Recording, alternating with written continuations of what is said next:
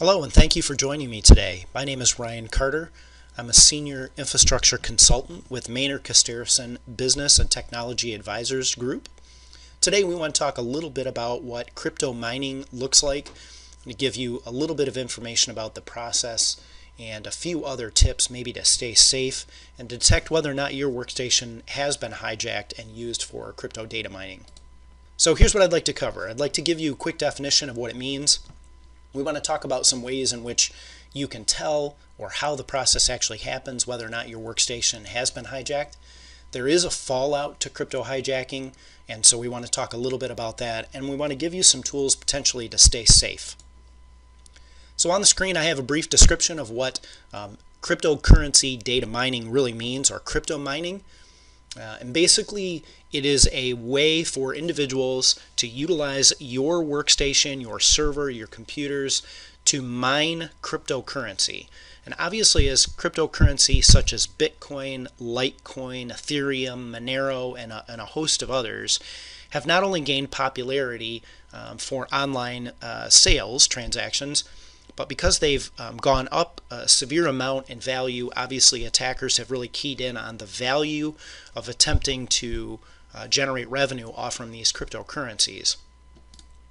So to give you just a quick overview of the process, as a cryptocurrency transaction happens between a buyer and a seller, the network of users, basically called miners, are tasked with validating whether or not the transaction is a valid transaction. And by solving that mathematical equation to validate the transaction, which then gets added to a digital ledger called blockchain, the miner that solves that transaction or validates that transaction is awarded basically a small chunk of or piece of that cryptocurrency. So you can see over a period of time, solving the multiple mathematical equations would generate you revenue. Again, as the first cryptocurrency miner validates the transaction, they're awarded a small portion of the cryptocurrency to keep for themselves. Now, at the time this presentation was created, there were well over 1,600 different crypto coin-based issuers. Obviously, Bitcoin is the most popular because that's what we see and hear in the news, but there are several others like Ethereum, again, Litecoin, Monero, and others that also have a great deal of value. You can see back in January of 2018 that how high the market cap actually was at its peak, and you can see that there's a tremendous amount of value in cryptocurrency, which again has caused data hijackers and attackers really to take notice in this form of currency in which they can generate revenue. So you can see this article was published back in February, but it's still very current for today in the fact that multiple UK and US sites were found to have basically injection scripts on the site that when a visitor were to visit the site, they either were prompted to or they clicked on what they thought was a browser plugin. And the browser plugin behind the scenes installed a small script that then installed a legal copy of a crypto mining software to run in the background to mine cryptocurrency for an attacker.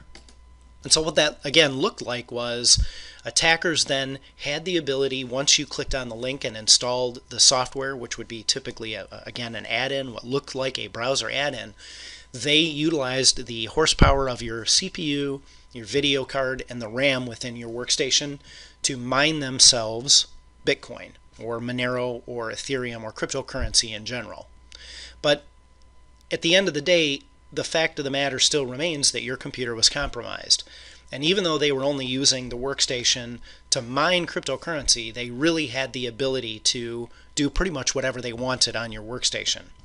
Now, because this malware is relatively new, not very many people really know a great deal about it. And again, hijackers are really trying to aim at the larger market space, and that meaning areas like Google's advertising and YouTube. These are all sites and places that we all visit on a fairly regular basis. Obviously, YouTube is pretty popular. So if they can inject that small script into a YouTube site that you visit and ultimately end up installing that software, such as a program called CoinHive, to use the resources of your computer to mine Bitcoin, obviously they can generate a great deal of money for themselves. And so to the end user, the unsuspecting end user, they really don't see this being necessarily a privacy issue, but it is. The fact that someone has gained access to your resources that you've spent money on, and they're now using those resources, which cost you money to begin with, but also cost you electricity, because it does take a great deal of CPU power and video card processing power and RAM in order to process cryptocurrency. You're paying out of pocket for those individuals to generate revenue off you. And ultimately what you're doing is you're silently funding cybercrime, whether you know it or not. So again, what's the big deal? On the simple side, for the end user, this is a list of things that ultimately cost you in one way or another. Your CPU processing is degraded, which means your computer runs slower, which means you're obviously not going to get as much completed in terms of work, in terms of CPU processing power. Again, you're paying for the electricity at a higher cost to run your computer to perform these transaction validations as these cryptocurrency miners are utilizing your resources to validate those crypto transactions. And obviously physical damage can come from the higher use of your CPU, video card, and RAM as well, which means that ultimately your system is probably going to have a shorter life cycle. On the enterprise side, if you think about it globally from a large enterprise that may have multiple servers and hundreds or thousands of workstations network-wide, obviously an entire network could be compromised and used on a larger scale to generate even more money for these hijacking purposes. And on top of that, you're going to have loss of work and productivity. You're probably going to pay IT staff as well as even consulting staff money to come in and mitigate any network access that you found. And obviously you're going to pay higher power costs, and in order to keep those servers and or workstations from burning out, you're going to pay higher cooling costs as well.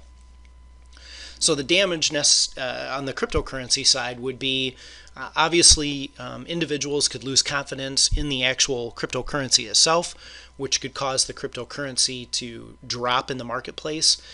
Companies use cryptocurrency to buy and sell goods, so potentially that cryptocurrency could go away, that brand or that issuer. And again, from an investment standpoint, there could be a loss of real money on the backside if a market were to completely collapse, specifically if it were, say, Bitcoin or Litecoin. Many companies and organizations have securities in that marketplace.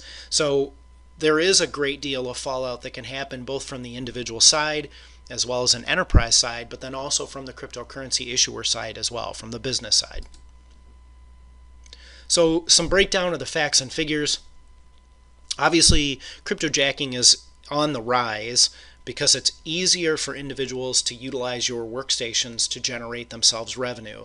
They no longer have to just focus on the traditional form of ransomware techniques, which was to strong-arm you into paying them a ransom to get your data back, or releasing sensitive or private information to the public in order to get you to pay them as well. And so obviously ransomware is going to be on the decrease as more and more crypto hijacking actually happens or is on the increase. And you can see by the stats on the screen the flip-flop in ransomware to crypto hijacking issues that have, or incidents that have happened in the last couple of years. Now, public Wi-Fi is another area in which data hijackers can compromise your workstation. There were reports out early on this year that Starbucks and other areas, and I'm sure within the US as well that this has happened, basically had their Wi-Fi systems compromised. So if you think of the amount of people that go to a Starbucks or to a Big B or to places that offer public Wi-Fi, sit down, connect their workstation, potentially those workstations could be compromised on a pretty large scale, where data mining then can happen for an attacker. Phones, specifically smartphones, are not immune to this. There are Android forms of this type of crypto data jacking that can happen that have been shown to actually physically cause harm to a phone. As the phone processes those intensive algorithms, it reduces the life of those devices. And obviously those devices are pretty expensive these days. Again, attackers are getting pretty smart in this area. So you find out that you visited a website that's now utilizing your workstation to data hijack or cryptocurrency mine. And so you simply click the X in the upper right hand to close your browser.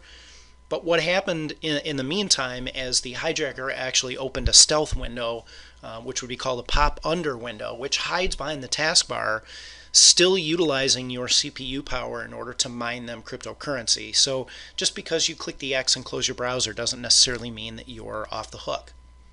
So a few ways to stay safe. Obviously, it's important to know your environment, your workstations, your servers. So it's really important to have an assessment completed to know just where your deficiencies are, where you should spend your time and resources.